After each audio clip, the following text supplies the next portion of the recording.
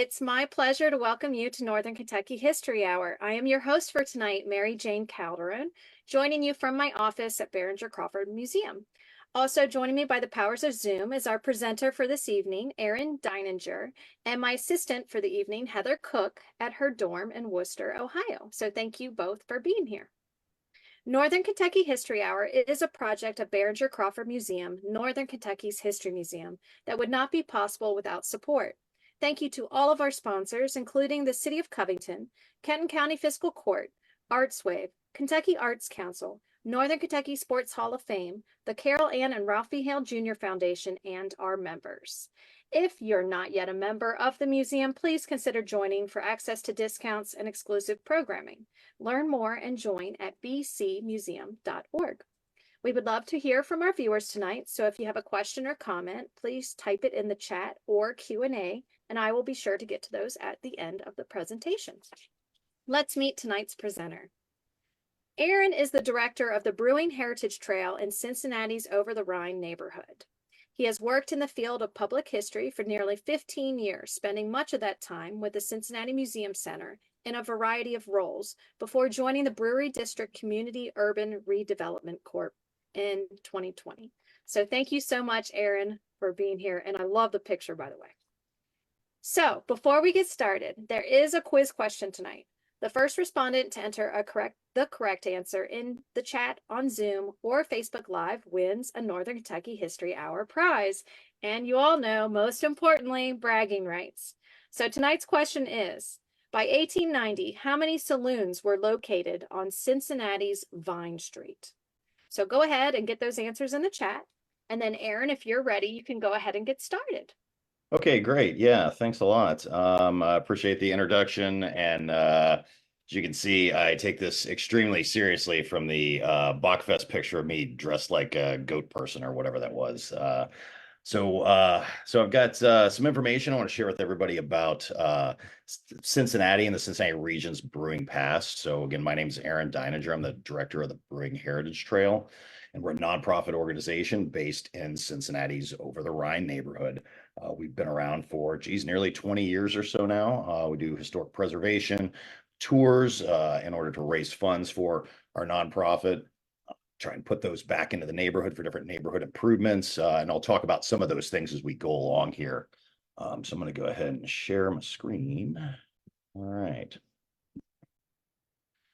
So what I'd like to talk a little bit about is some of these historic brewing structures in Cincinnati and the region. So Cincinnati, the river town, founded in 1788, and as population grows up here in the city, many different types of industry come along with that, and with the population growth comes a lot of breweries.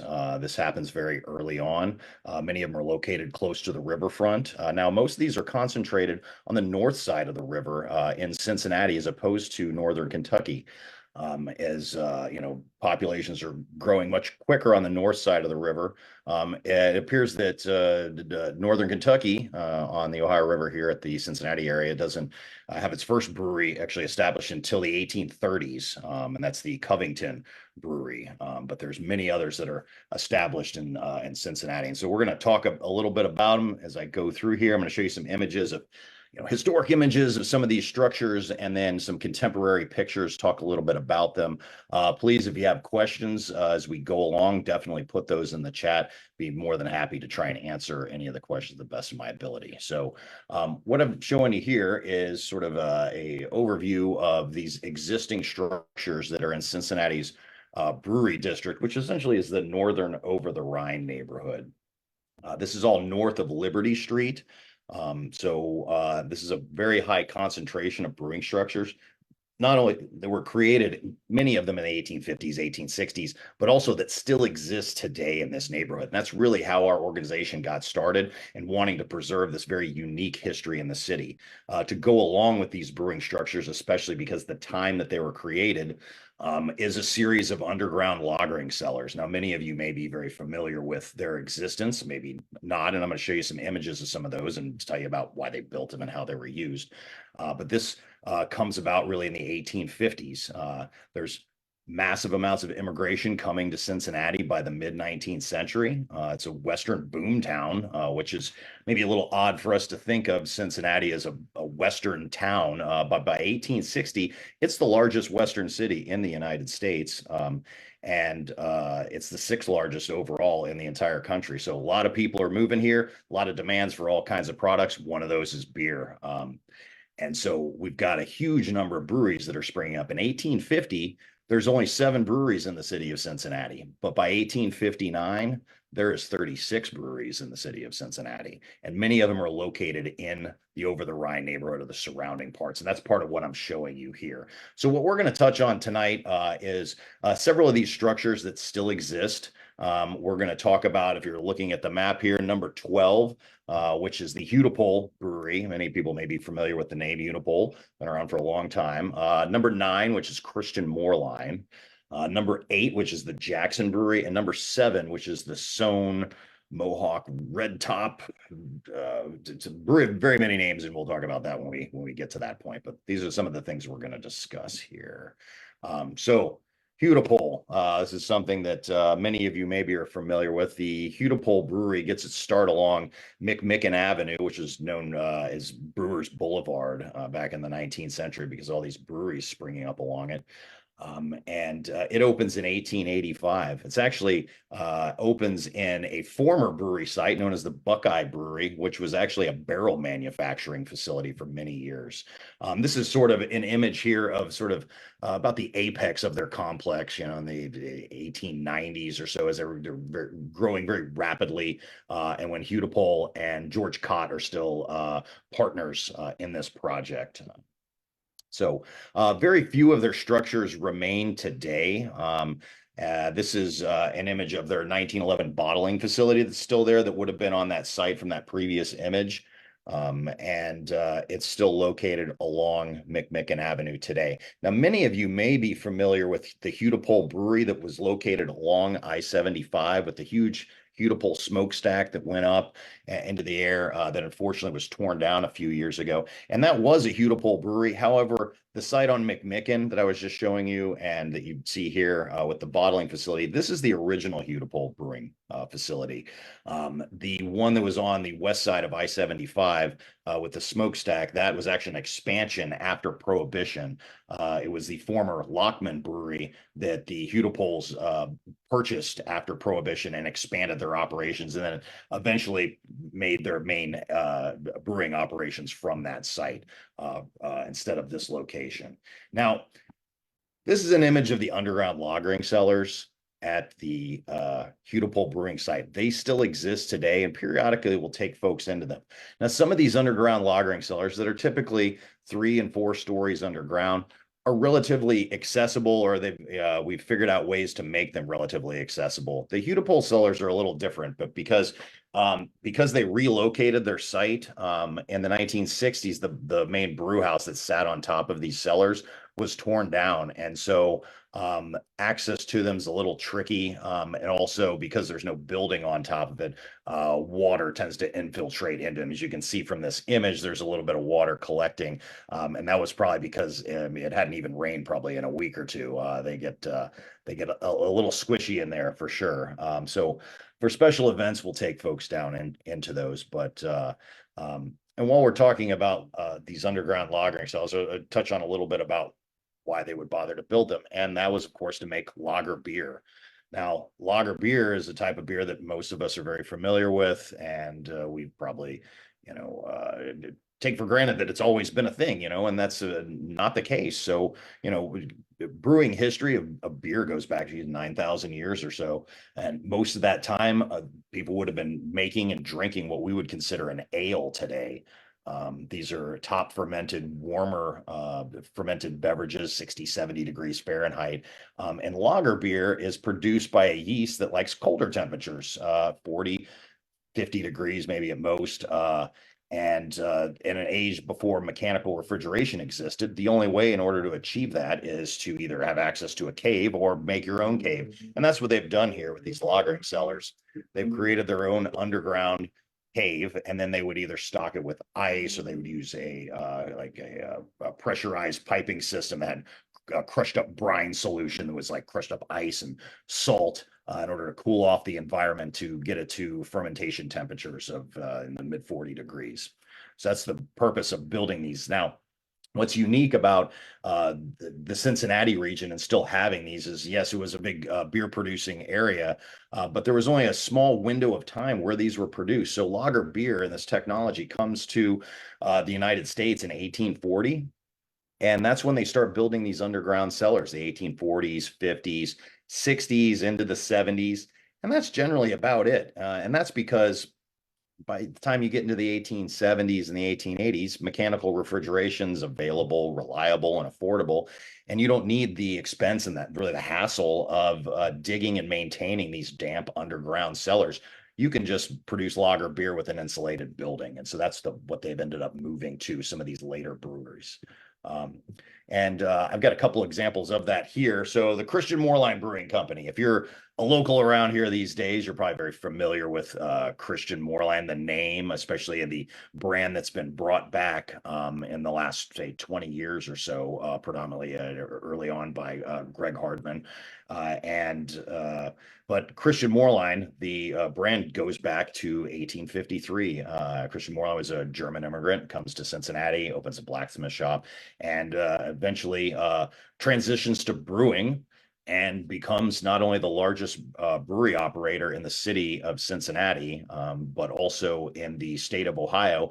And by 1900, his brewery is the fourth largest in the country and is operated out of this complex you're seeing from this lithograph. This would have been located along Vine Street. Much of this complex is still here today.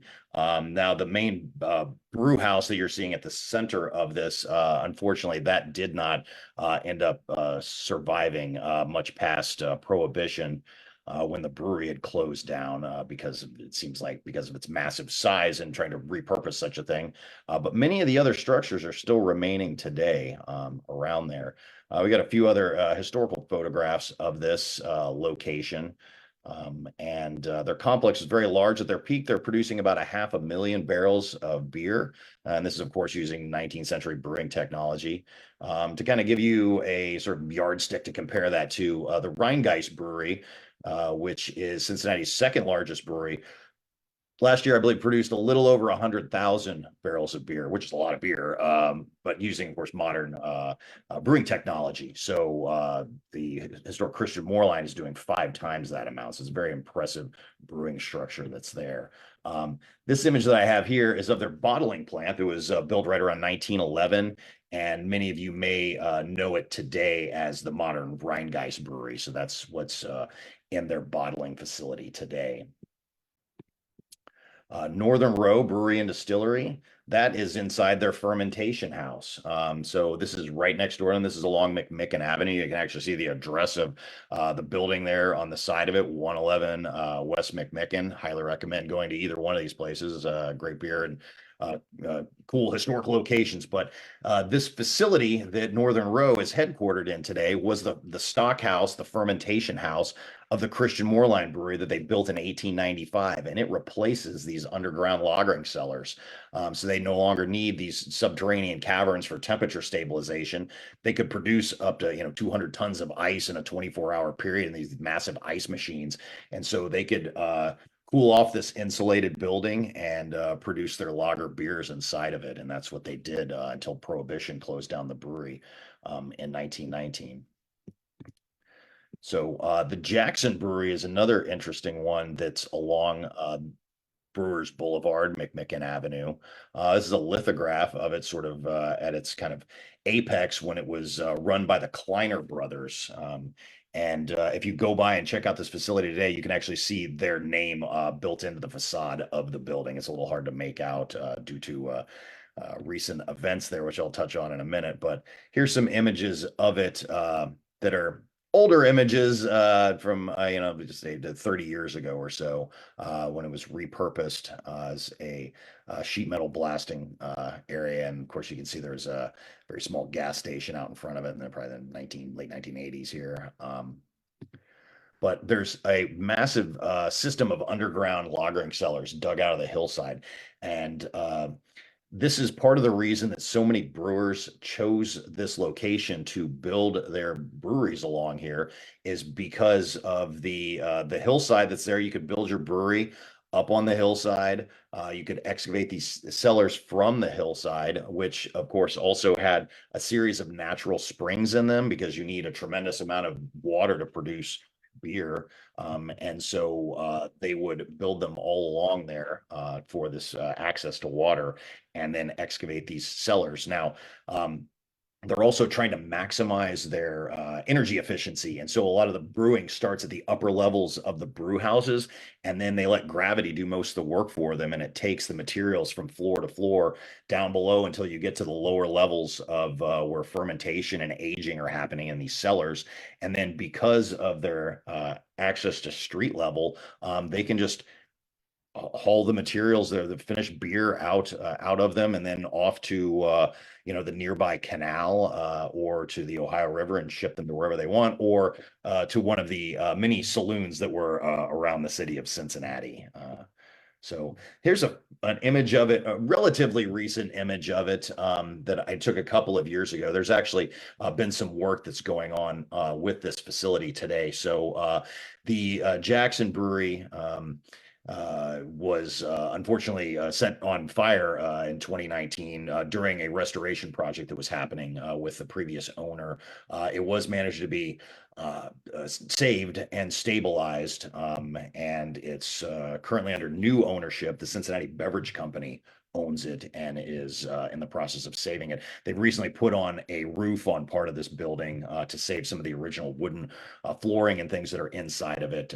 The long-term plans of it are, to be determined, but it is one that's going to be saved for the future use for everyone to be able to enjoy. It's a massive structure that sits on the hill, and it's very important in Cincinnati's brewing, past and also present and future.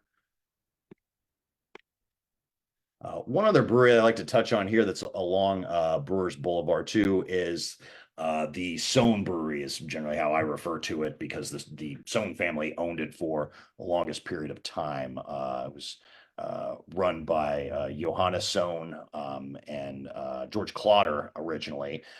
They called it the Hamilton Brewery. And it was called that because McMicken Avenue used to be known as Hamilton, because it was the most direct route to another up and coming city called Hamilton, Ohio. And eventually they changed the name to the Clotter and Sohn Brewery. Clotter leaves, Sohn takes over, becomes the Sohn Brewery for quite a while. And then undergoes different ownerships and things, becomes the Mohawk Brewery. Later on, after Prohibition, the Cliffside Brewery. Then the Red Top Brewery acquires it, where they brewed up until 1957. Then it closes down, and no beer had been brewed there for quite a few years until the Cincinnati Beverage Company acquires the site. And this is a picture of it today. As it stands. This is their brew house expansion that they built in 1887.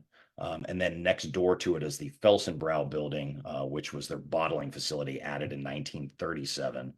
And this is all still standing today. Looking at the building here, the building on the right, the Felsenbrow building, is actually the modern production and bottling canning location for the Cincinnati Beverage Company. They're producing Little Kings inside there, Hootie Delight, Christian Moorline products. And there's a variety of other historic brands, such as Red Top, that they own the rights to, that they'll potentially be producing there as well in the future. The goal for the center building, which is the 1887 brew house, looks like that's going to be their public tap room, which will probably be opening in another couple of years. That's kind of a TBD situation. They're really ramping up production of beer there right now. Yeah, so it's a really interesting building for sure. Here's some of the features that we see on the facade. Now, this building was constructed at a time where breweries are really trying to create a sort of excellence, and they're taking their images and they're putting on their advertisements, and they want their buildings to look like as high a quality as the beer that they're producing. So they're putting all kinds of interesting features to them, and calls out a couple of them. One of the more interesting features here is over the garage door at the time, you see the series of barrels that are there. And then there's also some other brewing equipment, a grain shovel and a mash rake off to the right side. That's that railroad track sort of looking thing, but it would have been a mash rake with a big long handle on it. My favorite thing about this image, of course, is if you look, there's two cherubs, one on each side. And if you look closely, you can see that each one has a glass of beer in their hand and they're cheersing each other. Which is always fun when you've got babies drinking beer, I guess, right? And then one other feature that we've got here that I find very interesting, I take people on tours over to this location a lot, is the star that's at the top of this building. And that is known as the Brewer's Star. Now it's identical to the Star of David, and so a lot of people, when they see it, they instantly think, "Oh, was this, a Jewish-owned brewery?" And which is completely logical. But it seems like it's a case of parallel evolution of symbology, where this symbol has its roots in alchemy, with the different points representing the elements known at the time, fire, wind, earth, that type of thing. And the brewers incorporated it to represent elements of brewing, hops, yeast, grain, water.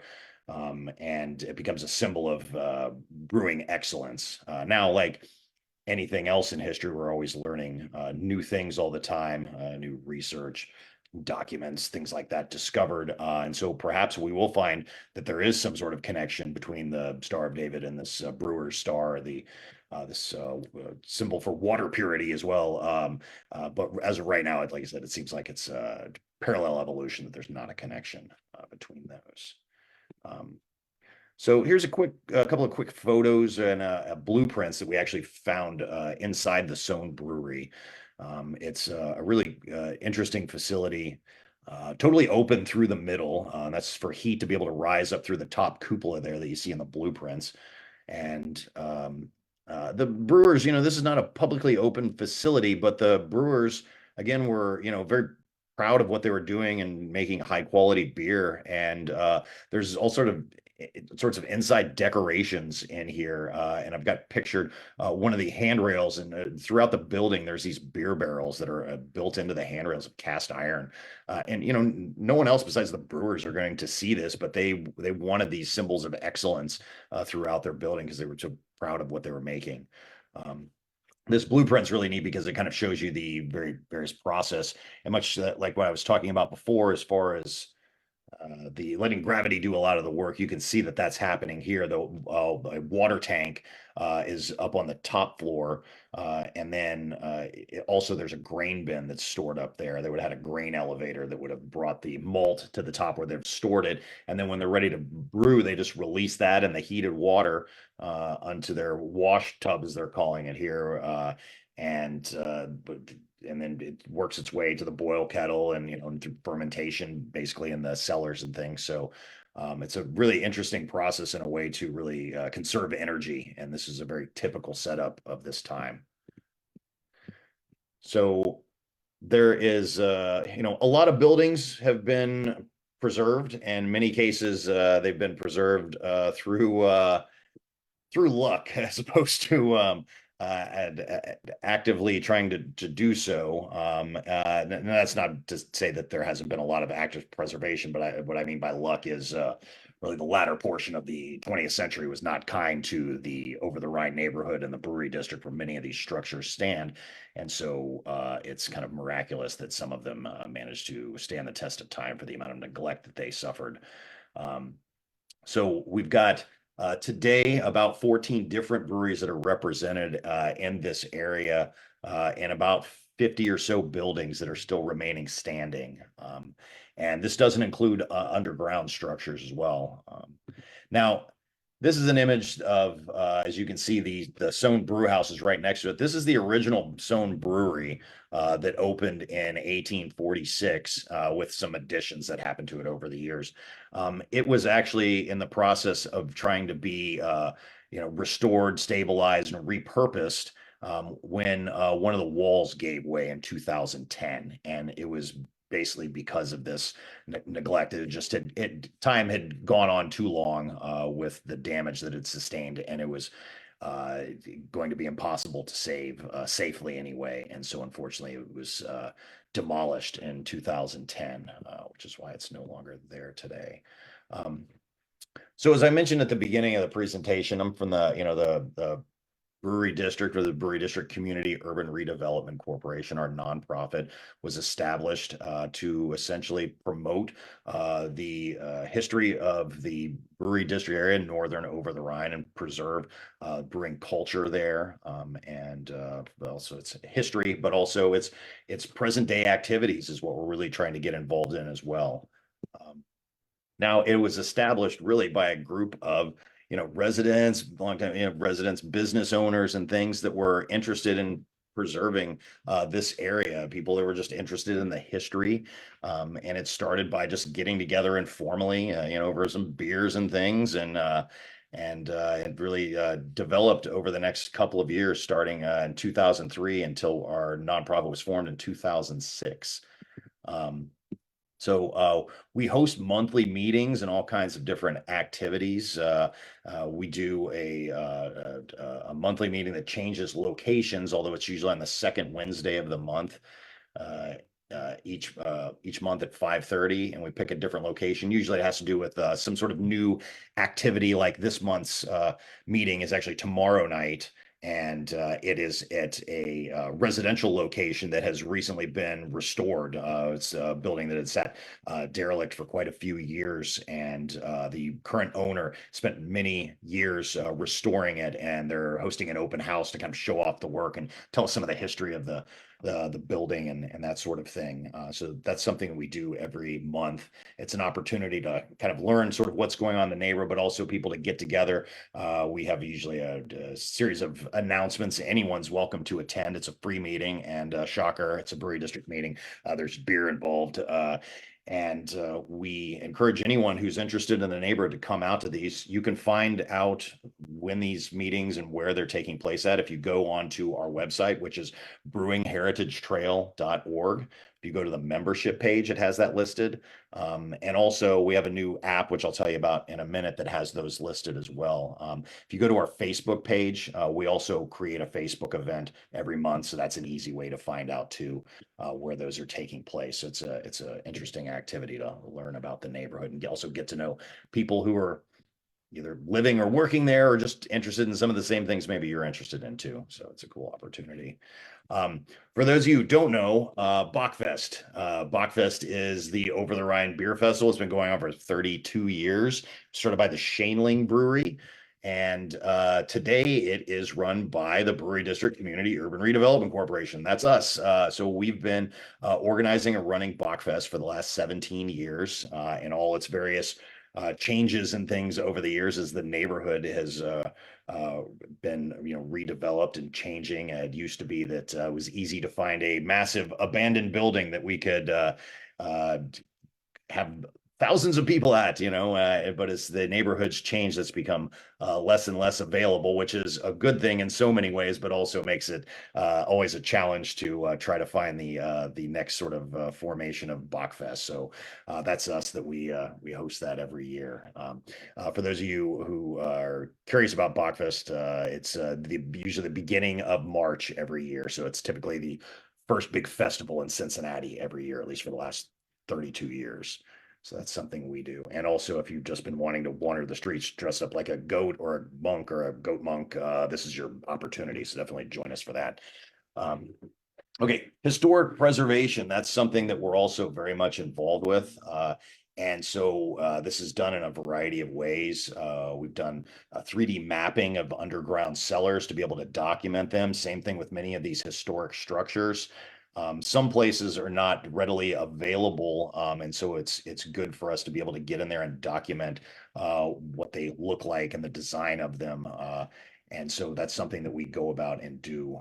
And we're also in the process of working with the city in the hopes of documenting all the underground lagering cellars in the city, and hopefully being able to mark their locations and perhaps provide some sort of protection for them, as there's very few protections for underground historic structures. So that's another project that we're currently in the beginning stages of. Something else our organization got involved in is forming a master plan for the neighborhood. As far as with redevelopment businesses trying to get visitors to come down, and that's sort of where some of these tours and things like that we've launched happen. And so that's something that we're very much involved in. We're big proponents of the development of the streetcar and still are. And so lots of different things like that we've been involved in. One of the things to come out of this master plan was the establishment of the Brewing Heritage Trail. So that's part of the Brewery District. And it's a physical and also now a virtual trail that we've built. And so it's got historical signage and different parts of the neighborhood. We've got about 3/4 of a mile of it built. It was opened in 2019 and got that going and launched just in time for the spring of 2020 to shut all that down for a while. But we have about 3/4 of a mile along Vine Street, McMicken, and Moore Street. And we've got about another 2 miles planned of the physical trail. And this map that I'm showing you shows some of the various areas that we're projecting to have different segments of the trail. Each one will have different themes that'll go on, and it provides historic signage in front of brewery locations or physical structures that are still standing. So people can do their own self-guided trails. Or self-guided tours. We put markers in the cement to lead you from place to place along the trail. And it's kind of based on the idea of like the Freedom Trail in Boston, for those of you who've been to that. That one's about the American Revolution predominantly. Ours is about local beer history. So we've got hop-on locations. One's at Finley Market, another one's at Grant Park, and essentially these are kind of starter locations, but there's no right or wrong way to check out the trail itself. And there's informational signs as you go along at different buildings and things, as you can see. And some of them are on neighborhood historical events, like the 1855 election riot that happened, that was very much connected to the activities of the neighborhood and also some of the breweries. The site of where this sign's at is at Grant Park, which was the location of the Link Brewery, which, for those of you who are familiar with the Missing Link Festival, that was the main brewery site for that yeast that's used for the beer that's created, Missing Link.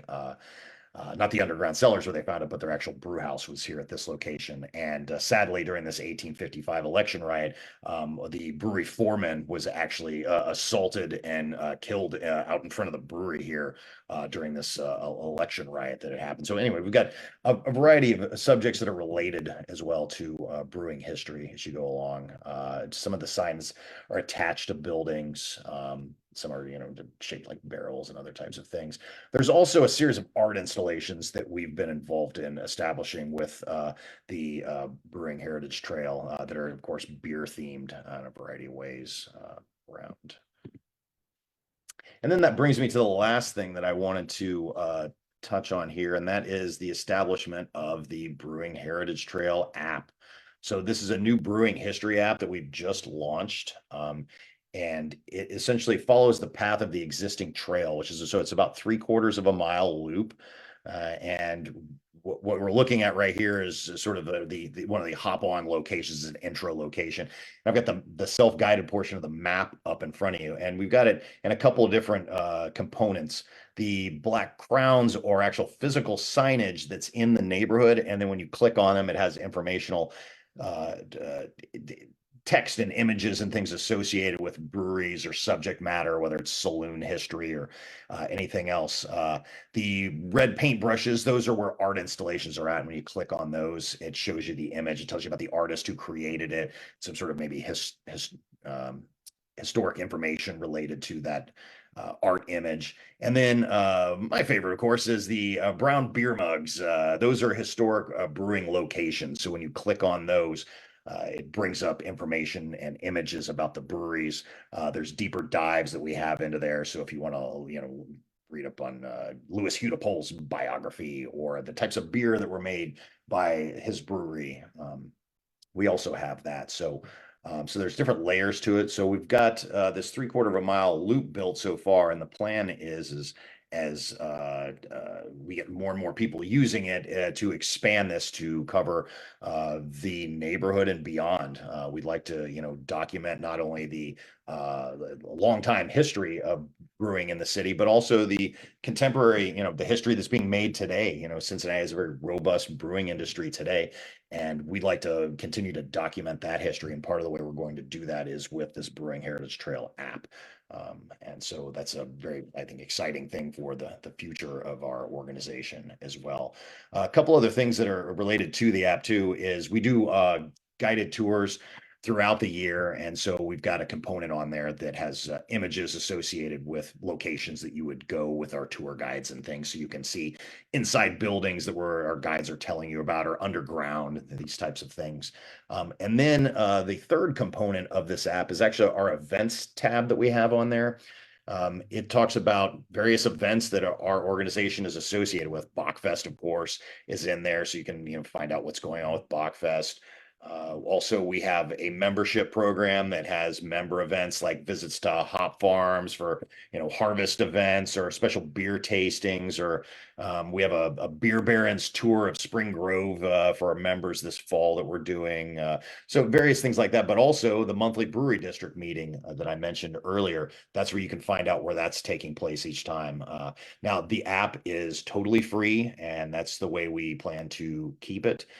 We'd like as many people to be able to enjoy this history and have access to it as possible. And so the app is now live in both Google Play and the App Store. It's under the Brewing Heritage Trail. You can go down there, download it, check it out. I encourage you to do that.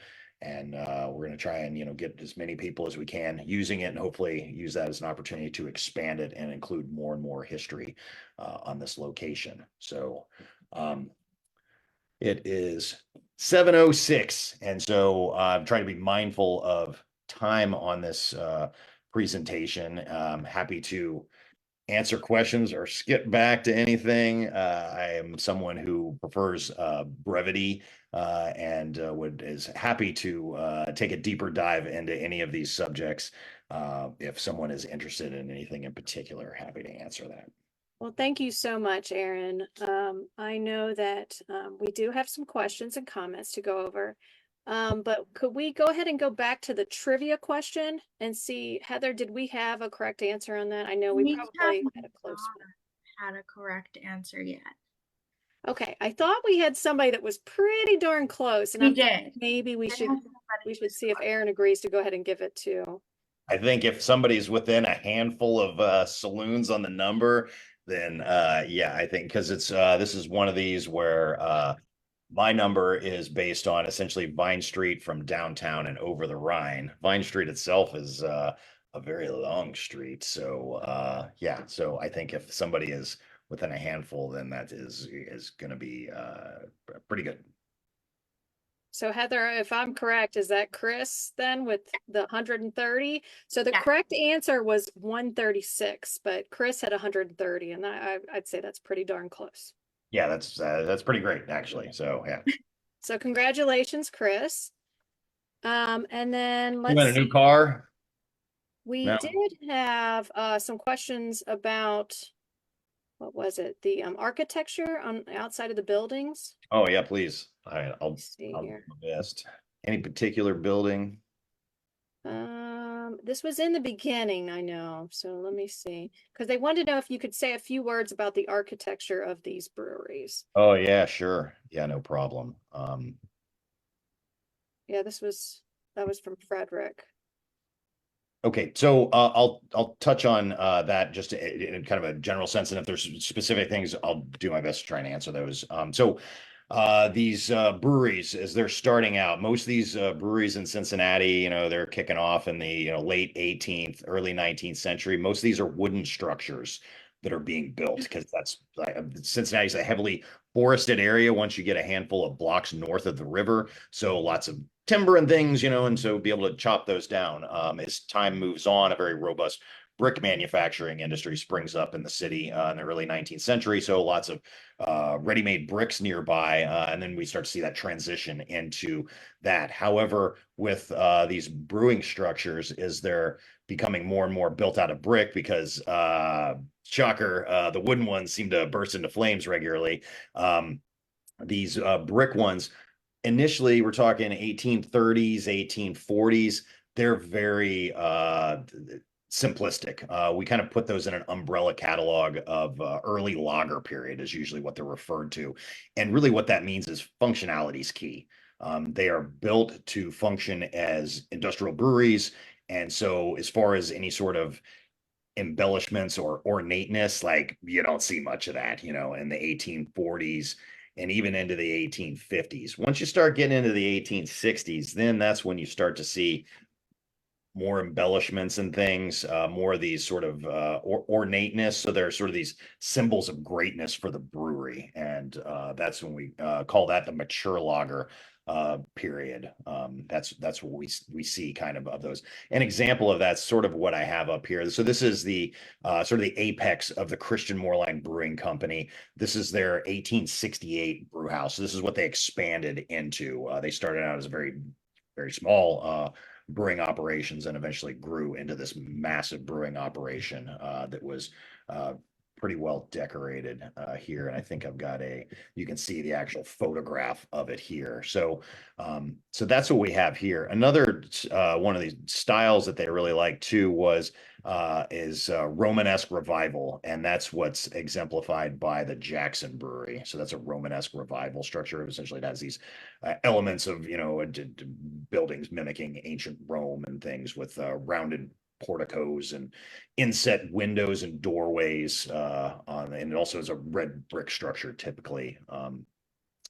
So that's what we have here. And then, as I mentioned earlier too, this Sohn brew house is really, this is in this mature lager style where it's got more embellishments on the outside of the building. Now, sadly, a lot of these really massive brewing structures like the Christian Moorline Brewery, Windisch Mulhauser and these other ones that were built and highly decorated, they were massive structures, and when Prohibition shut them down, a lot of times they had difficulties being repurposed for other industrial uses, and so they were torn down. And so we don't have a lot of examples of these mature lager style buildings, a lot of them anyway. There's a few. This is one of them, but this is also not nearly as massive. So the Sohn Brewery, or when, it eventually becomes the Mohawk and the Red Top, it was never really, at least in its historic heyday, one of the top producers. It was a longtime producer, but it was kind of middle of the pack, as far as what it was producing each year.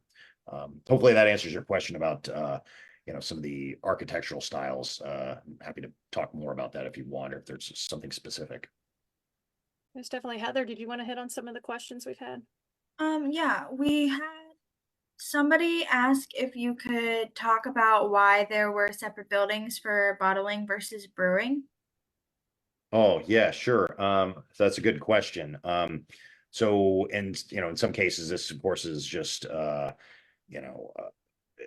has to do with logistics, of that. But prior to that time period, as I think we're all maybe familiar with, alcohol's always got weird rules and, laws and things surrounding it. And one of those early on was so when taxes start being levied on beer production, the way that the laws were written is beer is taxed by the barrel. Right. So you got to buy a tax stamp. It's for a barrel. You put it on the barrel. Then that barrel has to be transported off site. And then you can do whatever you want with it. You can ship it off to some saloon in, another town or one nearby, or if you want, then you can drain it into bottles, which is, just an added expense and things by doing that. But so part of that had to do with laws of keeping bottling facilities separate from the actual production sites.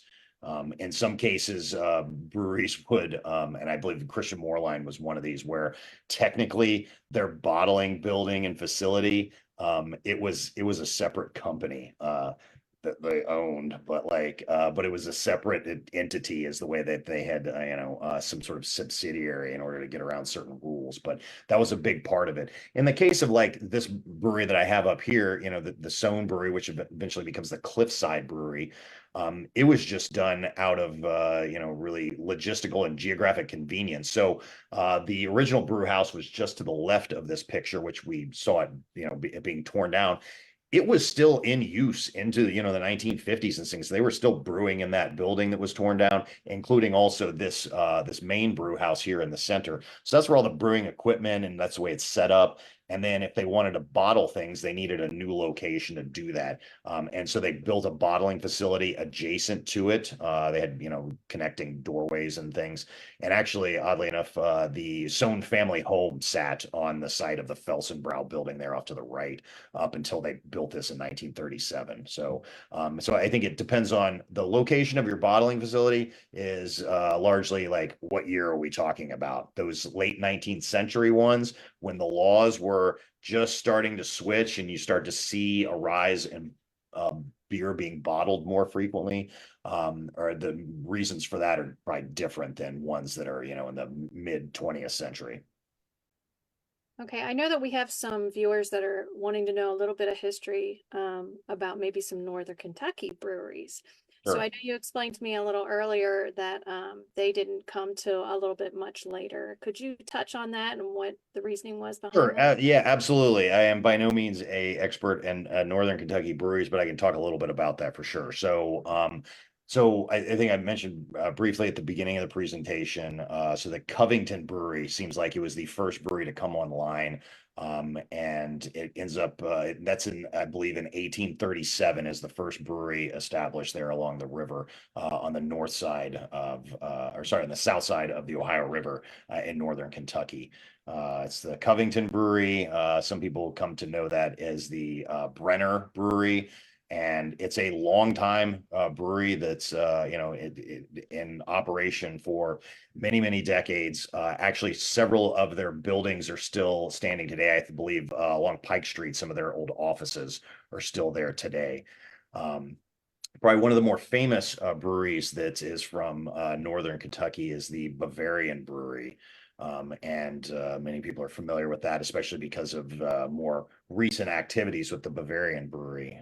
That's one that's established in 1866, and changes owners many times, as many of these breweries do over the years. But is a ever growing and well-established brewery in Northern Kentucky.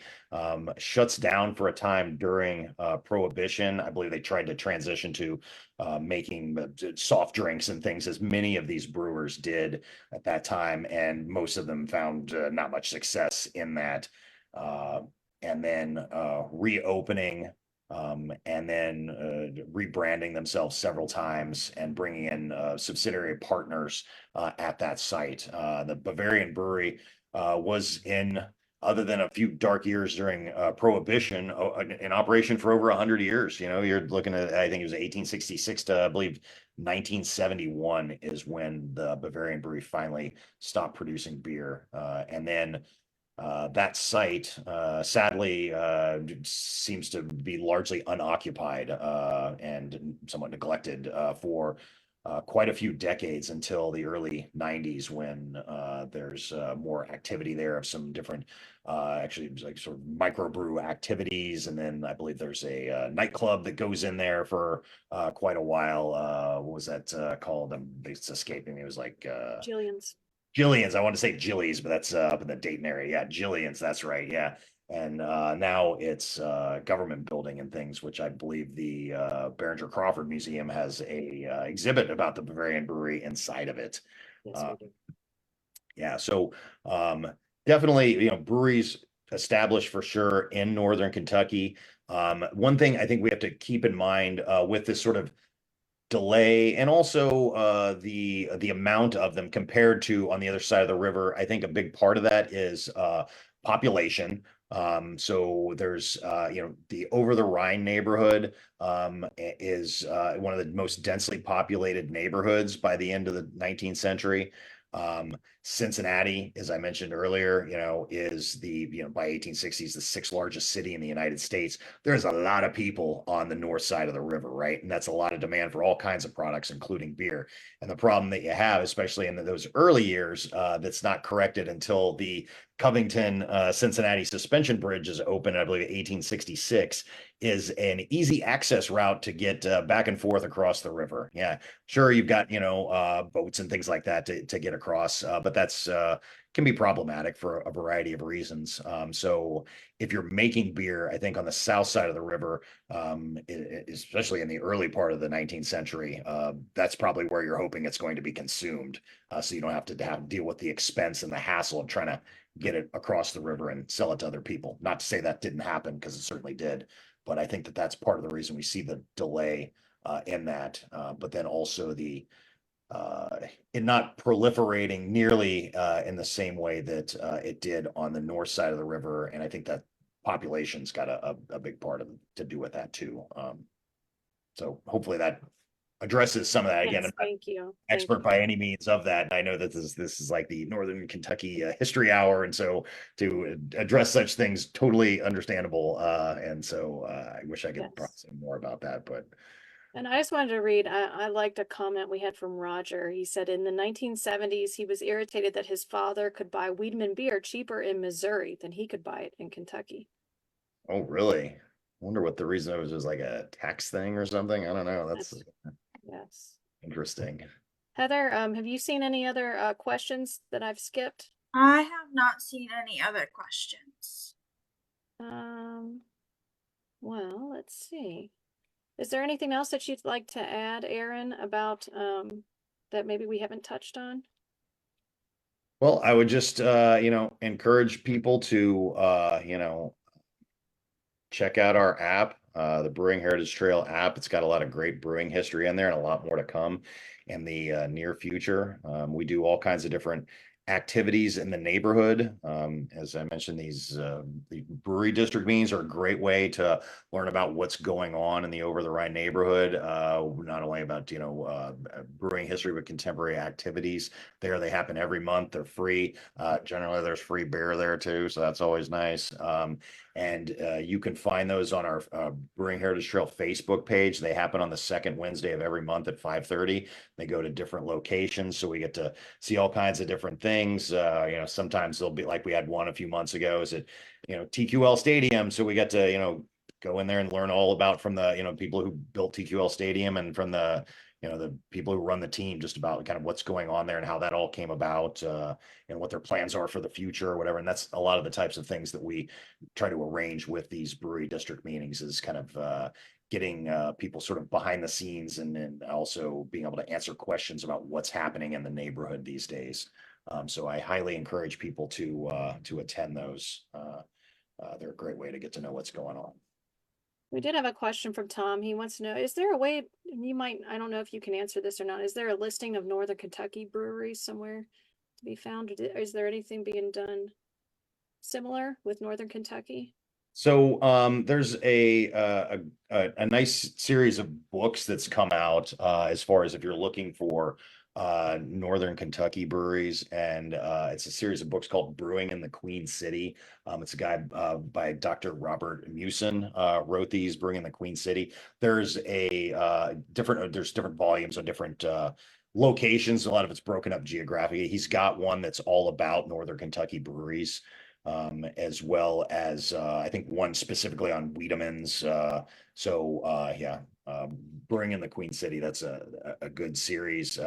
What I like about it is, especially from if somebody is like, man, I don't want to read 400 pages of text about something. It's one of these where it's like, it's got a good amount of information in it, but it's also got a lot of really cool images and stuff, historic, contemporary, a lot of Breweryana stuff, like cool old beer bottles and, advertising signs and things like that. He's got a really nice mix of things in there, but also very informative.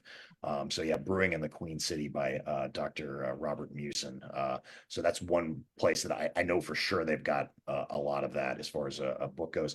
As far as like going to a specific website and things. There's some of these that are out there, but specifically focusing on Northern Kentucky. That's kind of part of the reason we're building this free brewing history app, is to expand that. And Northern Kentucky would be part of the plan in the future too. It's basically, we've started with the trail that we built, and the idea is to grow it out through the Cincinnati region, not just Cincinnati itself. So that's what we're hoping to build out too.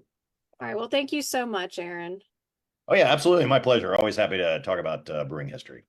For more Northern Kentucky history throughout the week, check out our Facebook page and our YouTube channel, where you can find the latest Curators Chat, along with all of our past Northern Kentucky History Hour presentations. Please like and subscribe.